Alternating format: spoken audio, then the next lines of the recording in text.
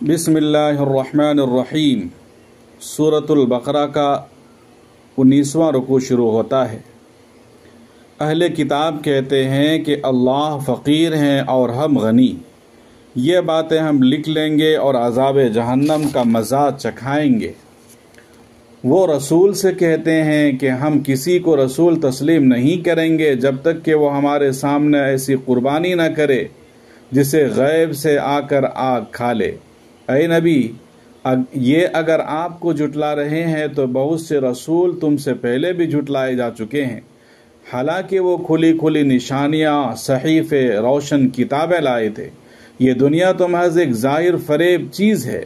مسلمانوں، تمہیں مال اور جان دونوں کی آزمائشیں پیش آ کر رہے گی اور تم اہل کتاب اور مشرکین سے بہت ہی تکلیف دہ باتیں سنو گے۔ اگر ان حالات میں صبر و تقوی کے روش پر قائم رہو تو یہ بڑے حوصلے کا کام ہے۔ سورہ بقرہ کا 20واں رکوع شروع ہوتا ہے۔ آسمانوں کی پیدائش میں رات دن کی باری باری سے آنے میں ان ہوش مندوں کے لیے بہت نشانیاں ہیں جو اٹھتے بیٹھتے اور لیٹتے ہر حال میں خدا کو یاد کرتے ہیں اور زمین و آسمان کی ساخت میں غور و فکر کرتے ہیں۔ بس نہیں بنایا اور بے اختیار بول اٹھتے ہیں، یہ سب تو نے بے اختیار نہیں بنایا، پس اے رب ہمیں دوزخ کے عذاب سے بچا لے۔ مالک، ہم نے ایک پکارنے والے کو سنا جو ایمان کی طرف بلاتا تھا، ہم نے اس کی دعوت قبول کی۔ اے ہمارے آقا، جو قصور ہم سے ہوئے ہیں ان سے درگزر فرما، ہم سے برائیوں کو دور کر، ہمارا خاتمہ نیک لوگوں کے ساتھ کر۔ جواب میں اللہ نے کہا، میں تم میں سے کسی کے عمل کو ضائع کرنے والا نہیں ہوں، خواہ مرد ہو یا عورت۔ اے نبی، دنیا کے ملکوں میں خدا کے نافرمانوں کی چلت فرت تمہیں کسی دھوکے میں نہ ڈالے۔ یہ محض چند روزہ زندگی کا تھوڑا سا لطف ہے، پھر یہ سب جہنم میں جائیں گے۔ سورۃ النساء۔ اس سورت میں 186 آیات، 3764 کلمات اور 16,327 حروف ہیں۔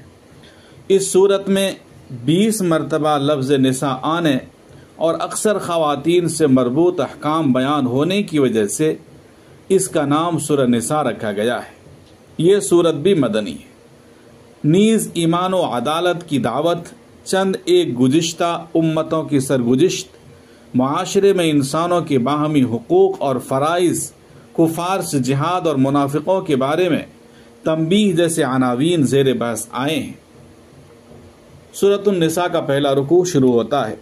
لوگو، اپنے رب سے ڈرو جس نے تم کو ایک جان سے پیدا کیا اور اسی جان سے اس کا جوڑا بنایا اور ان دونوں سے بہت سارے مرد اور عورت دنیا میں پھیلائے۔ اس اللہ سے ڈرو اور رشتہ و قرابت کے تعلقات کو بگاڑنے سے پرہیز کرو۔ یتیموں کے مال انہیں واپس دے دو، ان کے اچھے مال کو برے مال سے نہ بدلو اور نہ اپنے مال کے ساتھ ملا کر کھا جاؤ۔ سورہ نساء کا تیسرا رکوع شروع ہوتا ہے۔ اگر تمہیں یہ اندیشہ ہو کہ یتیموں کے ساتھ انصاف نہ کر سکو گے تو جو عورتیں تم کو پسند آئیں ان میں سے 2 3 اور 4 سے نکاح کر لو۔ اگر تم ان کے درمیان عدل نہیں کر سکتے تو پھر ایک ہی بیوی کرو۔ عورتوں کے مہر خوش دلی سے ادا کرو، اپنے مال کو ناداں لوگوں کے حوالے نہ کرو۔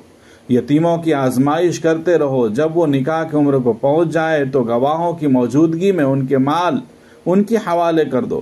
لوگوں کو اس بات کا خیال کر کے ڈرنا چاہیے کہ اگر وہ خود اپنے پیچھے بے بس اولاد چھوڑتے تو مرتے وقت کیسے اندیشے لائق ہوتے۔